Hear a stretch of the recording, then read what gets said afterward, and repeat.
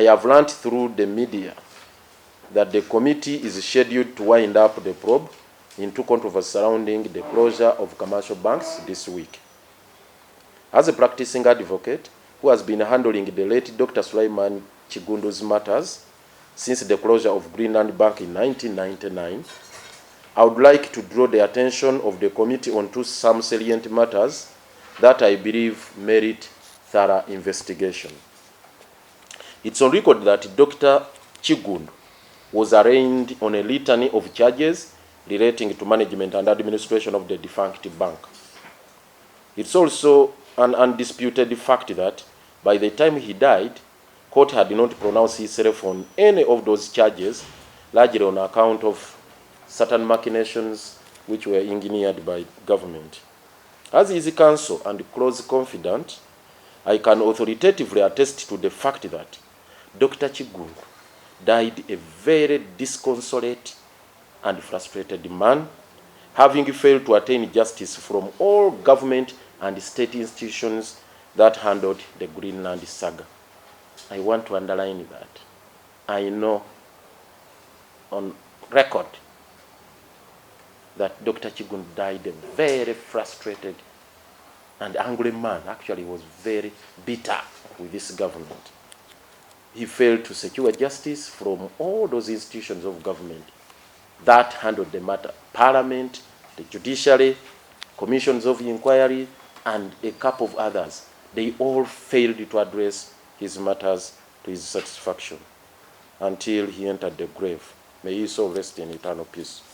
The audit report, though, made stunning findings and revelations that part of the, now the audit report, Deloitte and Touche, that report made stunning findings and revelations that part of the said money was actually disbursed to different individuals and entities under very mysterious circumstances. These individuals and entities included, among others, the following. 1, Mr. Charles Simbire. We have the record here, which I'm going to give to you. Vijayani PK Amandan.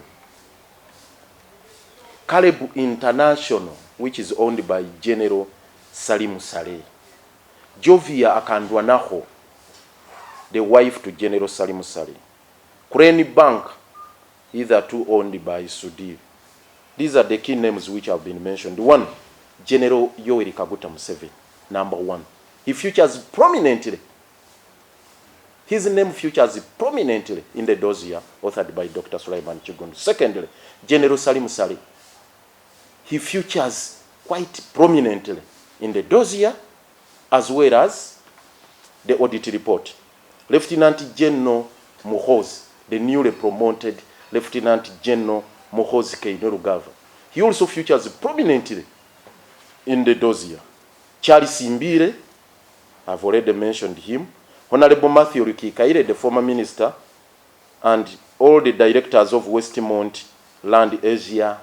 There is Leonard Muganwa, who headed the privatization unit, a number of them. Others are dead, like Minister Mayanja Nkanji, the former governor Bank of Uganda, Nyonyi Ntono Chikonyogo, and a couple of others. So I beg to move for God and my country, and I signed in the capacity of counsel for the late Dr. Sulaiman Chigundu.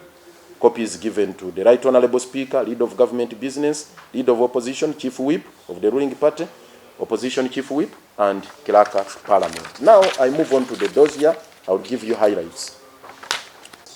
There were persistent allegations that Greenland Bank was financing ADF rebels and that we were working with Sudan and Sudanese interests against Uganda.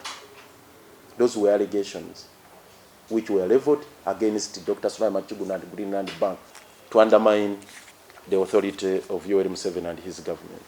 These allegations were based in an article entitled Uganda Rebels Claim Wealth Backers, in which it was stated as follows.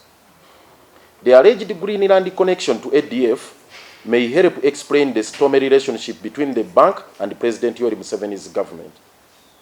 The Uganda government has long been wary of Greenland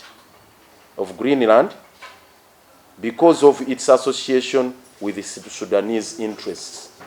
The bank also rankled the government when it allegedly held back a consignment of medication worth several $1 million destined for fighters in John Garanga's Sudan People's Liberation Army. There was those allegations.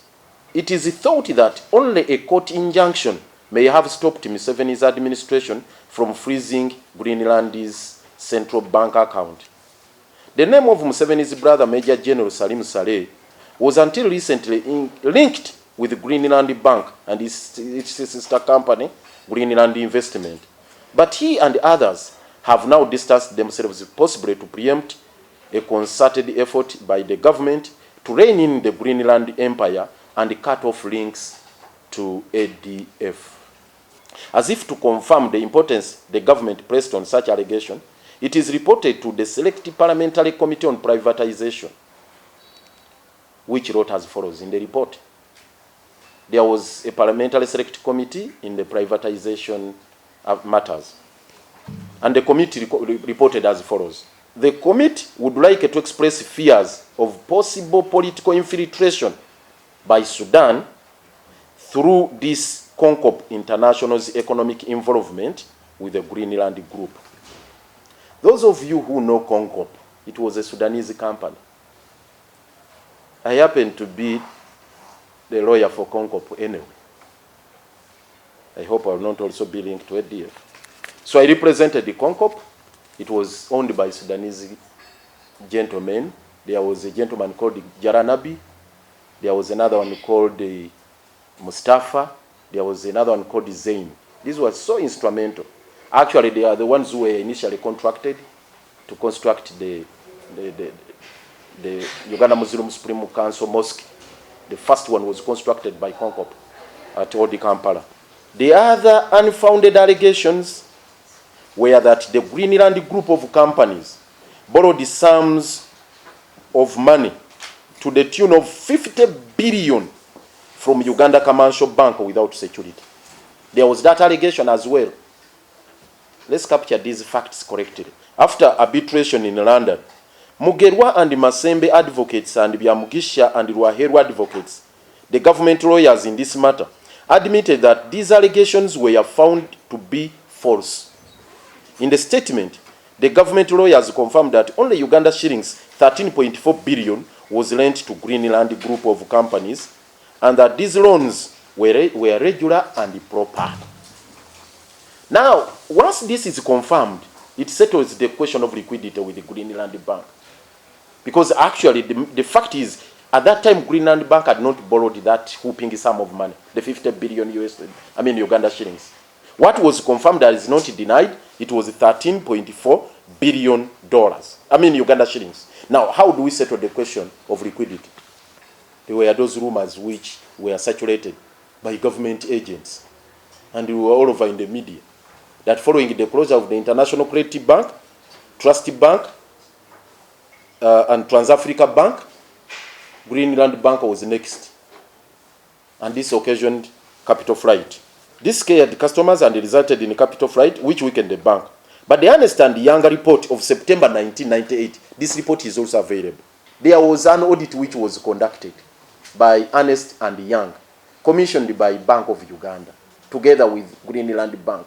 And that report, according to this evidence, never recommended the closure of Greenland Bank. What they stated is that there should be injection of further funds, that the bank should be recapitalized with a sum of 7.3 billion, and that was enough to resuscitate Greenland Bank. I want you to take a note of this, that actually what was required was only 7.3 billion. I'm sorry to use only, it may sound a little money, but in banking that is very little. 7.3 billion that was required to recapitalize the bank, resuscitate it, and bring it to life. So the audit report never recommended a closure. This is the stunning story. The board of Bank of Uganda sat in November 1998 and approved a standby facility of Uganda shillings 10 billion for Greenland Bank to help it contain these deposit withdrawals arising from the negative publicity the bank was experiencing as a result of the foregoing allegations. The contagion effect of closing International Credit Bank, Trans-Africa Bank, and the Trustee Bank, and the specific instruction given to some of Greenland Bank's depositors by various parties, including donor agencies, to remove their accounts from the bank. But before this money was disbursed, the government forced an intervention in the bank. Follow the chronology of events. An audit is commissioned. It is conducted by a professional consultancy firm, Ernst & Young. They recommend that 7.3 billion be injected into Greenland to resuscitate it. The Bank of Uganda board sits and they approve. Not only 7.3 billion, they approved 10 billion and said this should be injected into Greenland to bring it back to life, to resuscitate it. But before that money was injected into Greenland Bank, what do? These are the interventions the government made. The weird interventions. Listen to this carefully and get the dates correctly, because there is false information about the management of UCB. Management of Greenland. Now I'll start with the events of 5th December 1998. This is what happened. You remember the bank was closed on 1st April 1999. But before the bank was closed, listen to what happened. On 5th December 1998, Major General Salim Saleh made a false statement to the effect that he had bought UCB using a Greenland Bank. That was widely publicized in the media. On 5th, you go back to the media reports of 5th December 1998. General Salim Saleh is on record telling the world that actually he had purchased UCB using a Greenland Bank. The government immediately forced him to resign as the military advisor to the president. So he resigned after making that statement. That same evening, armed policemen were deployed at the branches of Greenland Bank that evening of 5th December. Heavily armed policemen and security operatives were deployed at the branches of Greenland Bank to effect my dismissal, that is the dismissal of Dr. Kigongo, as managing director of the bank. And the Bank of Uganda immediately took over the next day. So I invite you to look at these events. 5th December, Salim Saleh makes allegations that he had bought UCB through Greenland. Government forces him to resign, or whatever happened. Maybe they had planned it. He resigns that very evening of 5th December. The next day, the 6th, government dismisses Kigongo, throws him out of the management of Greenland against the resolution of the board of Bank of Uganda, which had acted on the report of Ernst & Young that we should resuscitate Greenland Bank by injecting in 7.3 billion. But the Bank of Uganda had approved 10 billion. On 6th December 1998, this is what Dr. Kigongo says, I received a letter from Bank of Uganda removing me as the managing director of Greenland Bank. It was also announced that the Bank of Uganda had taken over the management of Greenland Bank. The government authorities in Uganda also talked to their counterparts in Tanzania and requested that a similar action be taken against Greenland Bank Tanzania, a related but separate bank incorporated according to the laws of Tanzania. The fact that Bank of Tanzania complied with this request, knowing that Greenland Bank Tanzania had no problems and was financially sound, was another surprise to us. Government requested the authorities in Tanzania to take similar actions against Greenland Tanzania, which was a totally different entity. Now, that was 6th. There was Greenland Bank, which was an entity in itself as a bank. There was Greenland Investments Limited, which was a public limited liability company. And it is the one General Saleh had indicated that he had used, together with a sister company, the bank, to purchase to purchase UCB. So this is what Dr. Kigongo states, that no officers were sent to Greenland Investments. The company, Major General Salim Saleh, had purportedly used to purchase UCB. This flow of events clearly shows that the UCB incident provided the executive arm of government with a convenient excuse with which to intervene in Greenland Bank, Uganda, and Tanzania. So they used the excuse given by Saleh, rather the allegations made by Saleh, that actually he had bought UCB using Greenland Bank and Greenland Investment Limited to lock up Greenland Bank. I was arrested and charged on the same day, presumably to give the impression that I was the cause of the bank's closure, although I had ceased being managing director 4 months earlier. So Dr. Kigongo had ceased being the managing director 4 months before the closure. The closure was on 1st of April, but he ceased being a managing director on 5th of December 1998. There was no resolution made by Bank of Uganda to close Greenland Bank. It was not there. And nobody can attest to the fact that there was any meeting of that nature convened by the board of Bank of Uganda to take a decision to close Greenland Bank. It is not there. And we challenged them in the court. Please produce it. Nobody could bring those facts on table. So the act of closing Greenland Bank was therefore done illegally, in total violation of the Financial Institutions Act and other relevant laws, because there was no resolution of the Bank of Uganda board to close Greenland Bank. After closing the bank, that is on 6th of April 1999, Bank of Uganda appointed Deloitte and Touche as both auditors and liquidators of Greenland Bank at the same time. This was irregular because audits are done before decisions to close businesses are made and before liquidators are appointed. I think this is just a matter of logic. You close the bank on 1st of April 1999. Then on 6th of April, you appoint the audit firm to conduct an audit and investigation into the financial statements of the bank. Does it really make sense? That's putting the cart before the horse. They should have appointed Deloitte and Touche to conduct those investigations before taking that decision. Anyway, I've already stated there was no board decision to that effect. Caleb International won a bid to purchase 51% of the Uganda Grain Milling Company Limited. It was put up for sale by the privatization unit. Caleb International, owned by General Saleh, won a bid to purchase 51% shares. Saleh failed to raise the money, the 4.3 billion, which was required to purchase 51% of the shares.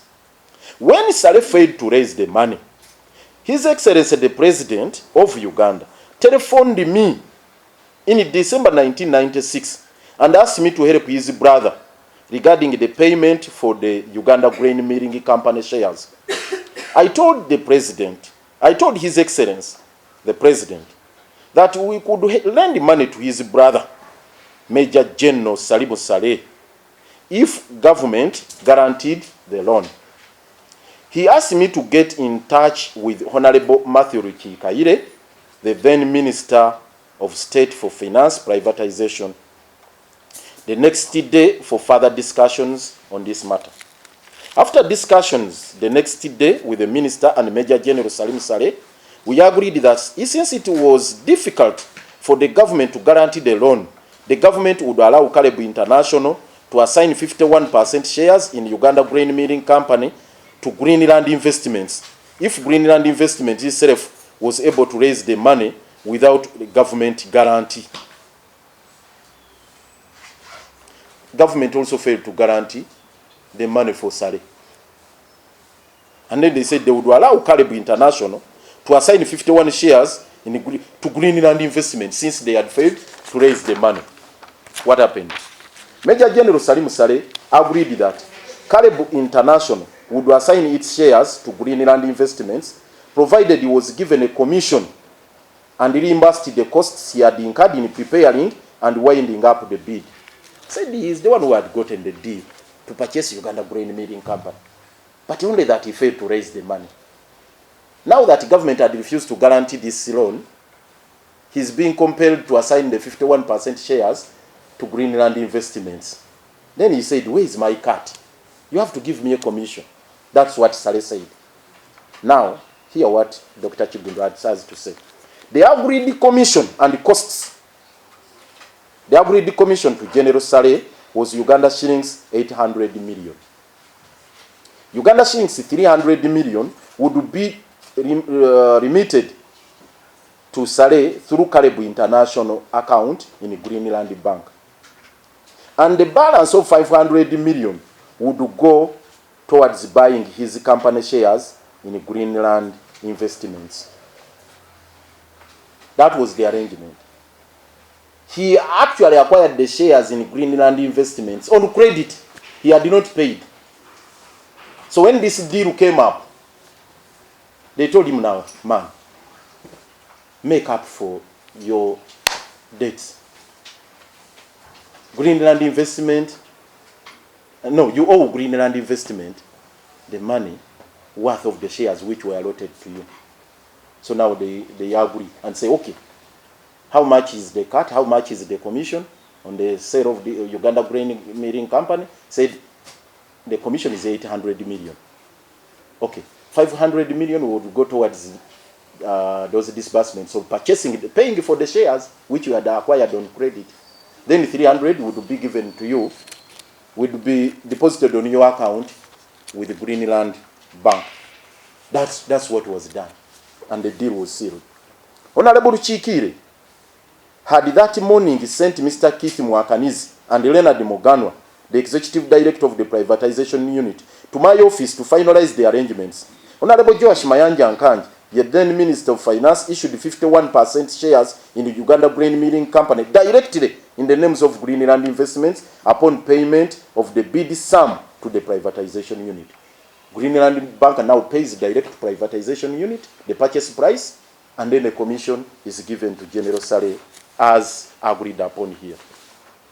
I informed the governor, the late Mr. Charles Nyonyi Ntono Chikonyogo, of this arrangement before the payment was made to the privatization unit for the 51% shares in Uganda Grain Milling Company. On my way to Greenland Bank, Tanzania Limited, I received a telephone call from Major General Salim Saleh.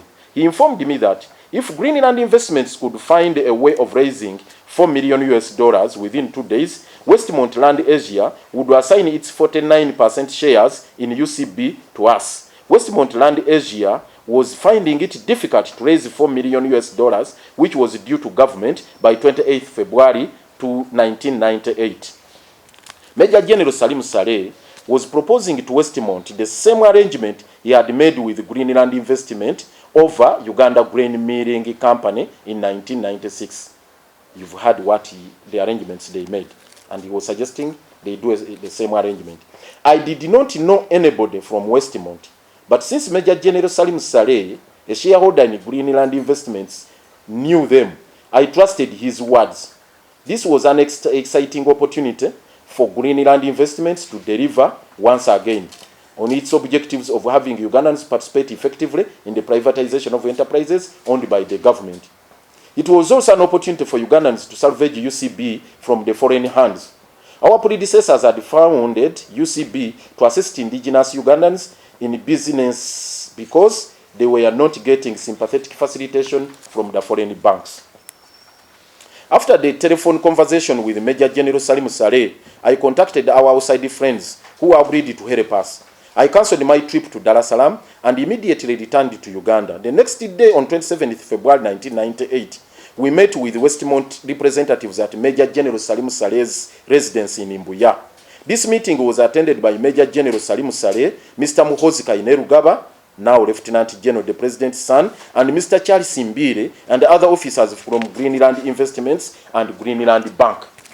At this meeting, The purchase of 49% shares in UCB was agreed upon, and an agreement was signed between Westmont and Greenland Investments. Under this agreement, Westmont agreed to assign its shares to Greenland Investments. According to the terms of the agreement of sale between the government and Westmont, no such sale would be made without the consent of government.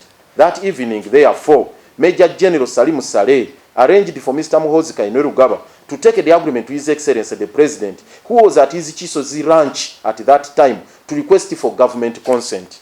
The following day, on the 28th of February 1998, Major General Salim Saleh and I were invited to meet Honorable Mayanja Nkanji, the Minister of Finance, at his office at 5 p.m. When we arrived at the office, the minister was in a meeting in the boardroom with Mr. Bart Katurebe, the Attorney General then, now the Chief Justice, Honorable Mr. Matthew Ruchi Kaire, the Minister of State for Finance Privatization, Mr. Emmanuel Mutebire, the Permanent Secretary then of the Ministry of Finance, now Governor Bank of Uganda, and Mr. Leonard Muganwa, the Executive Director of the Privatization Inc. At the end of the meeting, they all came to Honorable Mayanja Nkanji's office to meet us. After discussions, it was agreed that we could proceed with the transaction, but to keep the matter confidential in order to avoid the political controversy.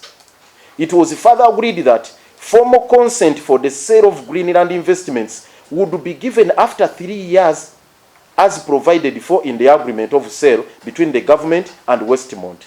On the basis of understanding, we arranged for the Greenland Investment to pay the $4 million US on behalf of Westmont that evening before the close of 28th February 1998 deadline. There was that deadline, and Westmont had no money. This was a relief to the government officials who were getting embarrassed by Westmont's inability to meet the conditions of sale for the second time, because that was actually a phony company. It wasn't at all in good sound. In good financial standing. His Excellency, the President, together with the top officials from the Ministry of Finance and Bank of Uganda, had visited Malaysia and met with Westmont before the award of the bid. The government was thus keen to see Westmont perform to avoid being accused of having selected a wrong bidder. According to the agreement of sale between the government and Westmont, the balance of $6 million was to be paid by the end of March 1998. We requested for an extension of the date of the financial payment from end of March to the end of April 1998. This was granted by the privatization unit. A letter to this effect was written the next week. Fortunately, we managed to mobilize the $6 million sooner than had been arranged, and the payment was made on before the end of April 1998. Following this meeting, the technical teams of Greenland Bank, Greenland Investments, and Westmont met and agreed that to protect the sources of funds and the confidentiality of the arrangement, the deal be documented as loan to Westmont with a view of reverting to the sale agreement at the appropriate time. A loan agreement was therefore put in place between Westmont and Greenland Bank as the intermediary bank, Westmont, and sources of funds. This loan agreement, in quotes, was to stand side by side with the purchase agreement until the government could give its consent in writing, because it was absolutely necessary. On the payment of the initial $4 million, I gave a full briefing of what had transpired to the governor, the late Charles Nyonyintono Chikonyogo, and subsequently we had several discussions with him on this issue in his office. I informed him that we had used the funds mostly from outside sources to finance the deal. These funds would be repaid through the issuance of new shares in Greenland Investments, and if necessary by raising an international loan. The governor consented to this arrangement. This is what Kigongo says. The payments were made, this money, how it was disbursed. Uganda shillings 900 13.7 million was made to Mr. Charles Mbire. Uganda shillings 125 million made to General Salim Saleh. Uganda shillings 38.1 million to Mr. Miss Jovia Akandwanaho, the wife to Saleh. And other payments of Uganda shillings 43 million to Lawyer Shonubi, 48 million to Pricewaterhouse House, and so on and so forth. Basically, this is the explanation given about the purchase of UCB, which they claim occasioned the liquidity crisis in the Bank of Uganda, and they used it as an excuse to close down. No, it caused the liquidity crisis in the Greenland Bank, according to them, and they used it as an excuse to close down the bank. And this has not been clearly explained by anybody, by all these witnesses who have appeared before the COSASE committee. None of those witnesses has explained this, and they cannot explain it. Now, lastly, I take you, which was made as of 31st of March 1999, a day before the bank was closed. This is what is indicated. I'll just show you page 116 and 117. They are showing this. These are the entries. The entries here. Westmont borrowed 17 billion from Greenland Bank to purchase 49% shareholding in Uganda Commercial Bank. And this is what they claim is the major transaction that occasioned the liquidity crisis. How was this money disbursed? I'll read just a few items here. Entries. On 27th February 1998, 100 million signed for Charles Mbire. 15th May 98, 95 million signed Charles Mbire. 7th April 1998, 307 million Charles Mbire.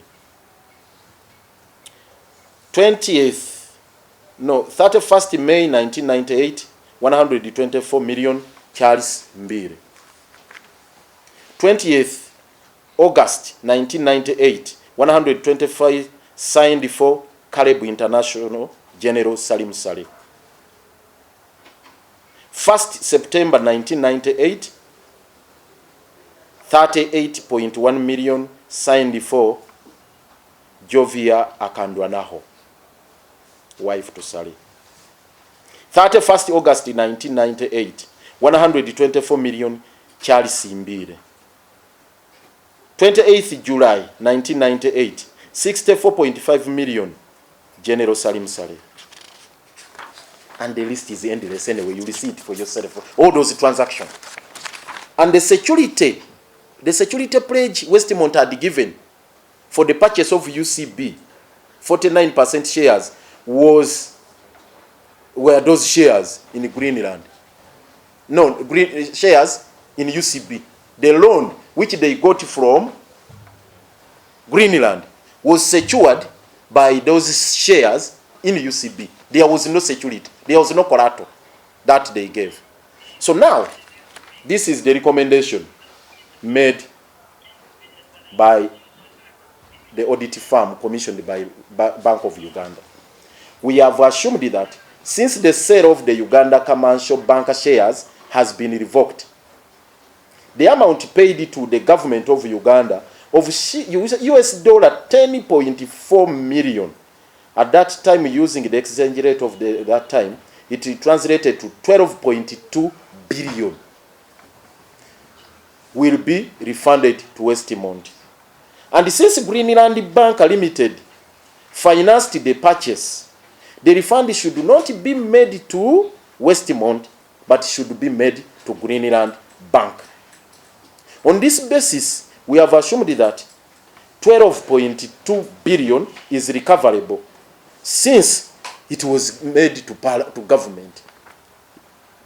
We recommend that Bank of Uganda should ensure through the lawyers that the refund of the money paid to government for the purchase of UCB shares be returned to Greenland. Meaning that actually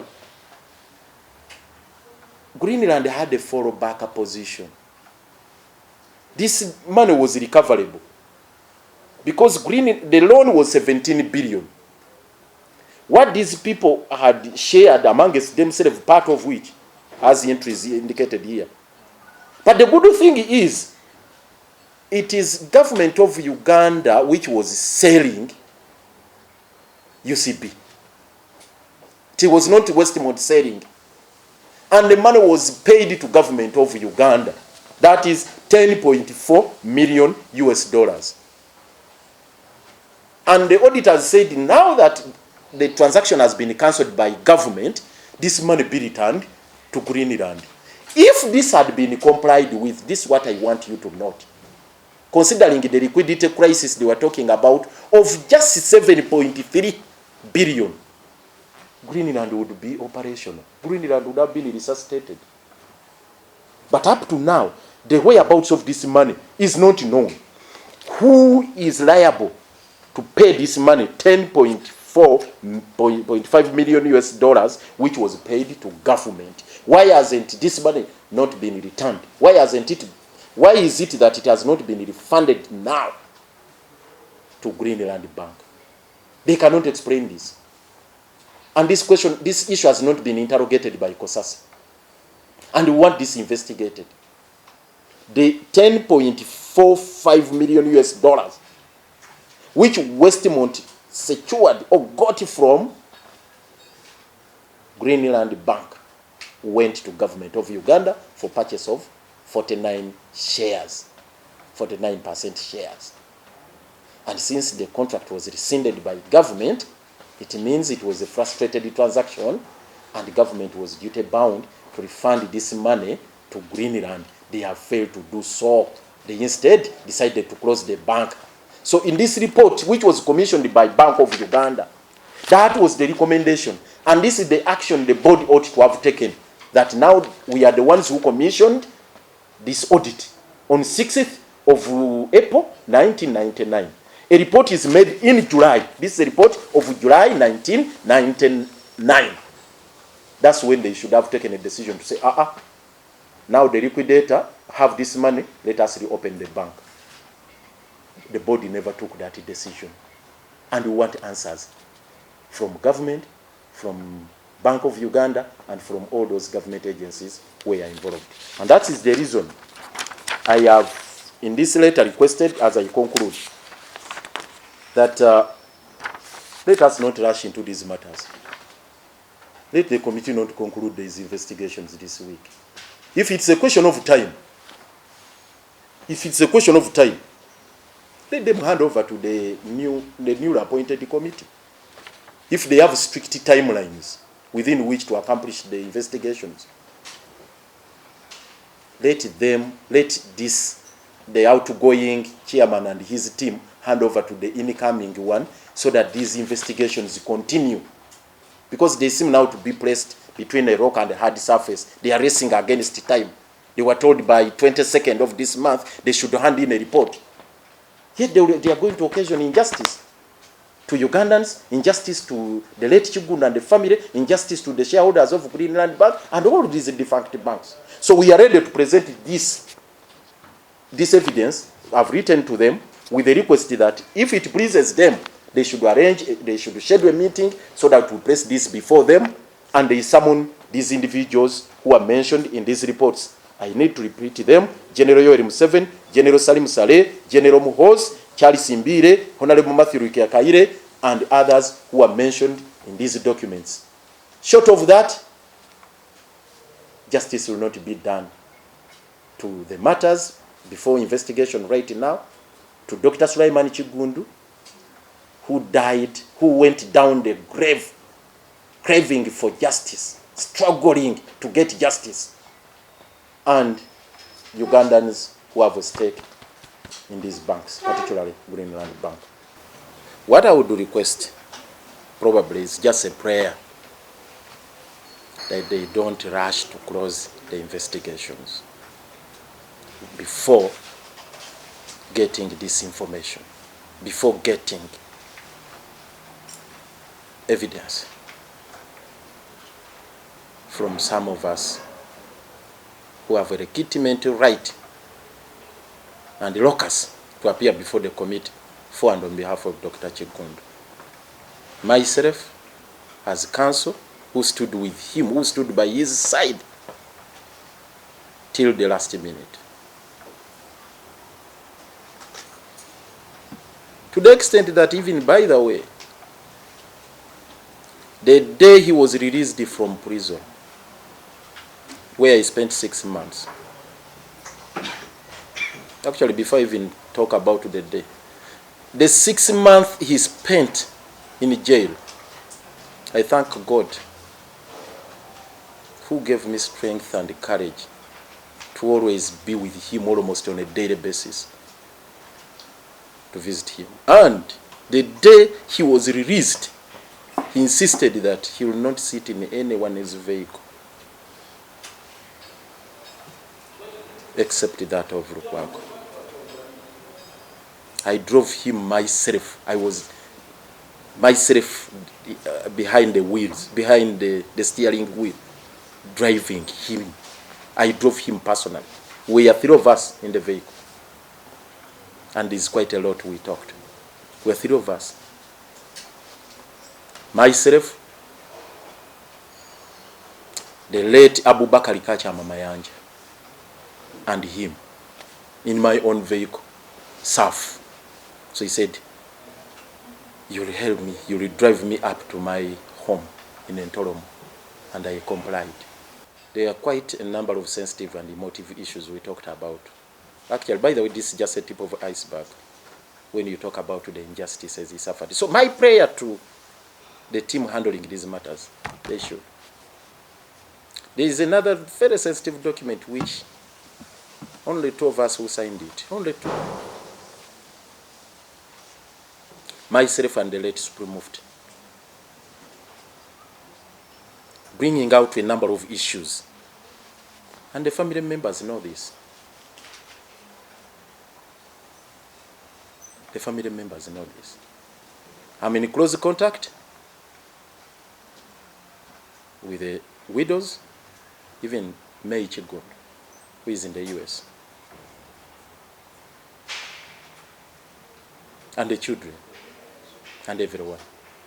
Whether the committee accords me the right to be heard or not, at least I would have satisfied my conscience that I have not betrayed the late Dr. Sulaiman Kigongo. I'm sure, I've told you from the beginning, I was a very close confidant of Dr. Sulaiman Kigongo. Very close. To the extent that I've told you most of the secret documents were entrusted to me, including personal documents. Those of you who know, you know. So, at least my conscience would be very clear. And I'm sure Dr. Kigongo would turn in the grave if I kept quiet with all this information he entrusted to me. And the investigations continue in such a sloppy manner, and I don't raise a finger. I think he would turn in the grave. I'm sure now, if he has the opportunity of listening to what I've said today, he will have a smile on his face. Wherever he is, may his soul rest in eternal peace. He will have some. So, at least I will have cleared my conscience. That is, in the first place, the bottom line. Because I owed Dr. Kigongo the duty to ensure that these matters are brought to the fore.